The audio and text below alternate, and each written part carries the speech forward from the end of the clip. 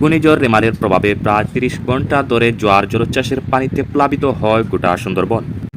এতে বন্যপ্রাণী ও বনজীবীদের জন্য করা মিঠা পানির পুকুরগুলোতে ঢুকে পড়েছে সাগরের নোনা জল। শুধু তাই নয়, বনে মিলছে হরিণের মরাদেহ। ক্ষতিগ্রস্ত হয়েছে বন বিভাগের অফিস কর্মীদের থাকার জায়গা, যেটি সহ বিভিন্ন স্থাপনা। এখনও উত্তাল রয়েছে বঙ্গোপসাগর ও সাগরের উপকূলীয় নদীগুলো। ফলে বনের সব এলাকায় যেতে পারছে না বনকর্মীরা। তাই তো কী পরিমাণ বন্যপ্রাণীর ক্ষতি হয়েছে সে বিষয়ে এখনও কোনো ধারণা দিতে পারেনি বন বিভাগ। এরই মধ্যে 2টি হরিণের মরাদেহ ও 9টি আহত হরিণকে উদ্ধার করে চিকিৎসা দেওয়ার কথা জানিয়েছে বন বিভাগ। শুধু তাই নয়, বনের কটকা ও দুবলা নামক গ্রামে এলাকায় মৃত হরিণ 2টি পাওয়া যায়। সুন্দরবন ও পূর্ব বন বিভাগের বিভাগীয় বন কর্মকর্তা BF কাজী নজরুল করিম বলেন, এখনও আমরা সব জায়গায় যেতে পারছি না।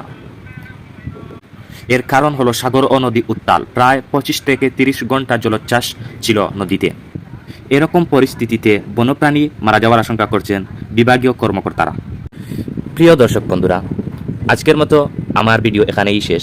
আবারও আসবো নতুন নতুন তথ্য নিয়ে আপনাদের সামনে। ভিডিওটি যদি আপনার ভালো লাগে সাবস্ক্রাইব করে রাখবেন, এবং আপনি যদি ফেসবুকে ভিডিওটা দেখে থাকেন তাহলে অবশ্যই ফলো করে রাখবেন।